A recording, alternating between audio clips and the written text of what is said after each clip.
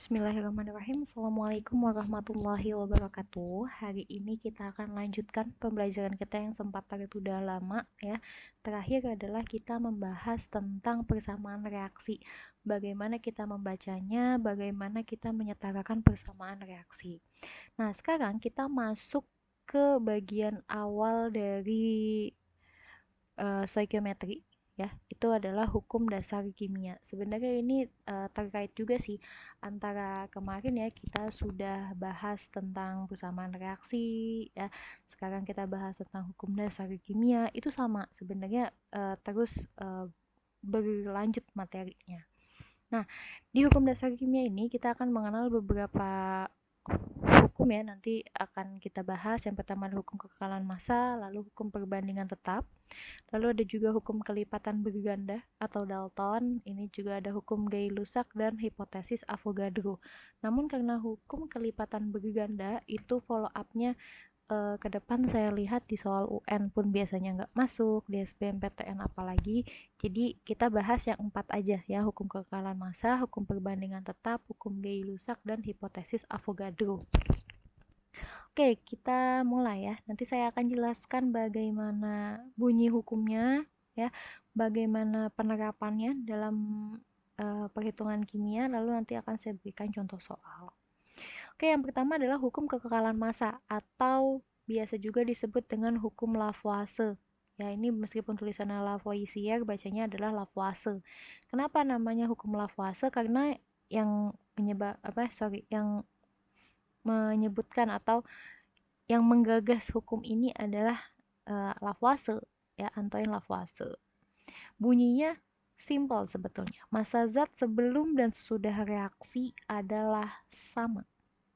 Ya, hanya sesimpel itu hukum kekekalan massa. Massa zat sebelum dan sesudah reaksi adalah sama. Jadi massa zat di sini adalah jumlah massa zat-zat yang terlibat dalam reaksi ya.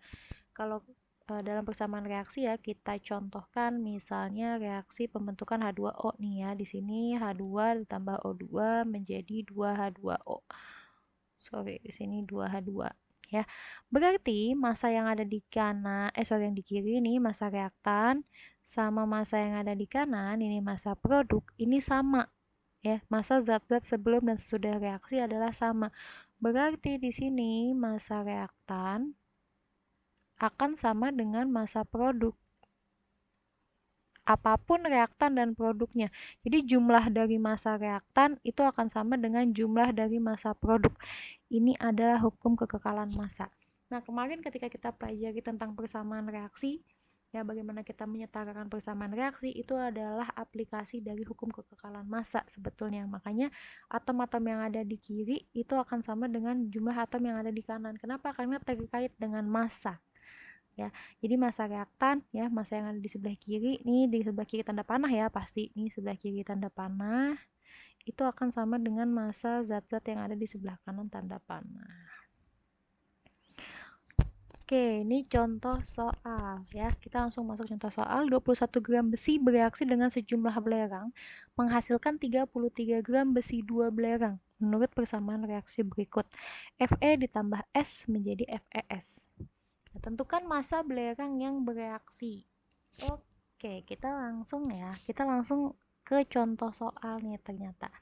Nah, ini adalah yang menjadi pusat perhatian kita sebagai persamaan reaksinya. Ada Fe ya, atau besi bereaksi dengan belerang, menghasilkan besi 2 belerang, FeS di sini. Nah, yang ditanya adalah tentukan massa belerangnya berapa sih massa belerang yang bereaksi. Itu kan ternyata ada 21 gram besi yang bereaksi nih, dan menghasilkan 33 gram besi 2 belerang. Nah, caranya gimana? Kita menentukan massa belerang yang bereaksi.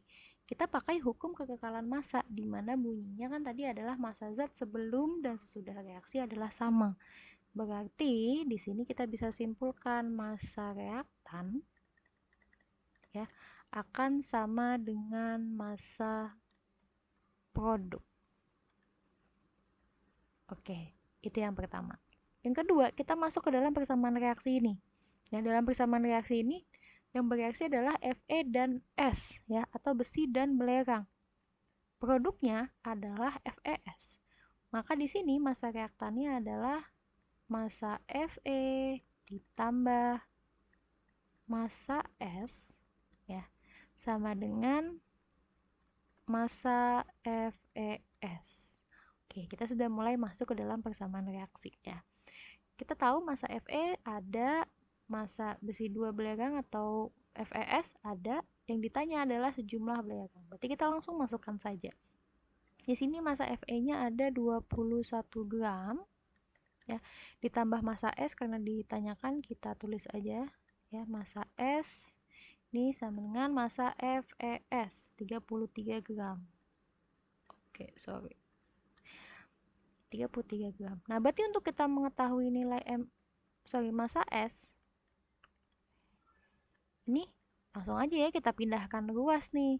Di sini karena ini tadinya plus jadi pindah ke kanan jadi minus. Berarti ini 33 gram min 21 gram. Ya, sama dengan apa nih? Di sini adalah 12 gram. Nah, itu cara mencari massa belerang yang bereaksi. Kalau kita tahu berapa massa besi yang bereaksi, berapa massa besi 2 belerang yang dihasilkan. Ya, ini caranya. Ini adalah aplikasi perhitungan dari hukum dasar kimia. Ya, hukum yang pertama yaitu hukum kekekalan massa.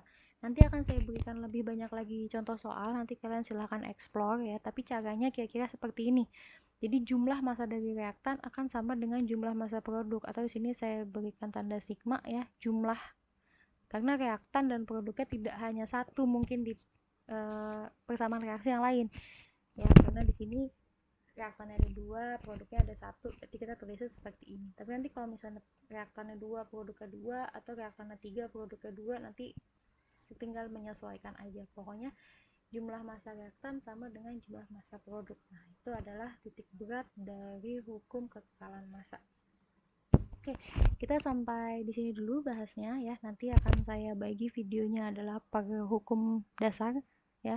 Dia akan ada 4 video. Ini untuk hukum dasar kimia yang bagian hukum kekekalan massa atau hukum Laplace.